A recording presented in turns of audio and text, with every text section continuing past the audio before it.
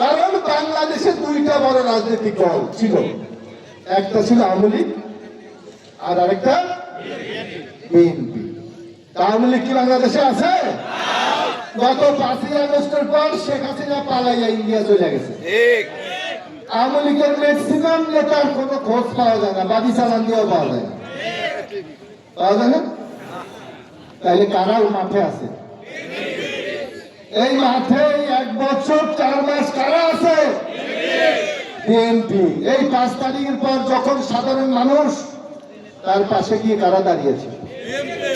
আমাদের হিন্দু ভাইদের মন্দির বাসাকে পাহারা দিয়েছে আপনাদের ব্যবসা প্রতিষ্ঠানে যারা ডিস্টার্ব করেছে তাদেরকে প্রতিরোধ করার জন্য কে দাঁড়িয়ে এসেছে? বিএনপি। তাইলে বাংলাদেশের মাঠে কারা আছে? এই যে এখন একটা কথা বলে যে চরমনাই, তারা কি এরকম কোথাও গেছে? একটা মানুষ যদি বিপদে পড়ে তাহলে চরমনাইয়ের কাছে যায় না, বিএনপির হাজী হুমায়ুন আজিজ মুসল্লি, সুলতান মুসল্লি, জলিল আলমের কাছে যায়? কার কাছে যায়? বিএনপির কাছে যায়। এটা তো সহজ হিসাব।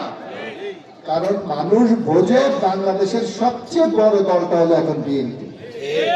প্রশাসনে যদি বিপদে পড়ে, আজকে ওসি সাহেব যদি ওইগুলির কোনো বিপদে পড়ে, আগে কিন্তু জলিল আলমের খোঁজ হয়, ভাই এখানে সমস্যা হইতে পারে, আমাদের পাশে এসে দাঁড়ান।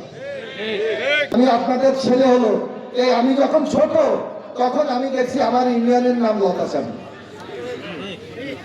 এটা ভাগিয়ে দুলেশ্বর হয়ে গেছে। এখন আমি দুলেশ্বরের মধ্যে বসছি। আপনারা রেডিও শোনেন, টিভি দেখেন, পত্রিকা পড়েন, ফেসবুক দেখেন, দেখেন না? দেখেন না? না শুনেন, এদের কাজে লাগে, এটা শোনেন না?